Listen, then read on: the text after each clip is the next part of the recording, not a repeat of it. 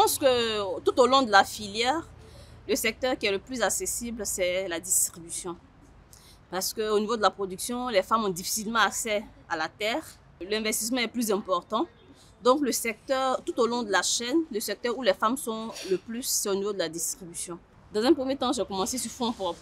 Différents projets qui m'ont découvert, qui ont vu ce que je faisais, ont été intéressés et ont commencé à m'accompagner petit à petit. Mais c'est vraiment des projets de développement, pas d'appui privé avec les banques surtout.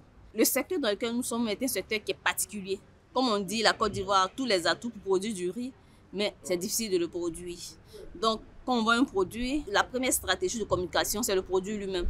Nous sommes confrontés à la difficulté quant au produit. C'est pour ça qu'on remercie vraiment le projet TAT parce que bon, il y a certains de nos producteurs qui ont eu des semences améliorées, donc ça a amélioré un peu la qualité du riz qu'on met sur le marché.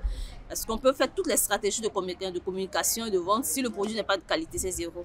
Donc, notre première difficulté, c'est le produit lui-même. La plupart des producteurs travaillent encore de façon traditionnelle, donc ils ne peuvent pas produire sur de grandes superficies, et puis ça affecte aussi la qualité du riz à la fin. Donc, il y a le problème de la qualité du riz, il y a le problème de financement. Mon plus grand rêve, c'est de faire partie des plus grands distributeurs de riz en Côte d'Ivoire. Je veux qu'on cite aussi Kwadjanik Natacha dans la distribution de riz en Côte d'Ivoire.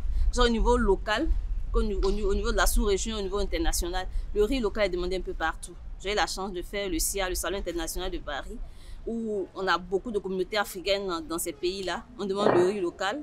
Avec un projet de l'ambassade échelle aux États-Unis, là-bas aussi le riz est demandé. Sans oublier qu'avec le port d'Abidjan, il y a beaucoup de riz, des pays limitrophes là, font passer leur riz là. Donc c'est des créneaux dans lesquels nous pouvons vendre le riz. Donc produire du riz en grande quantité pour que nous on puisse le vendre et être aisés.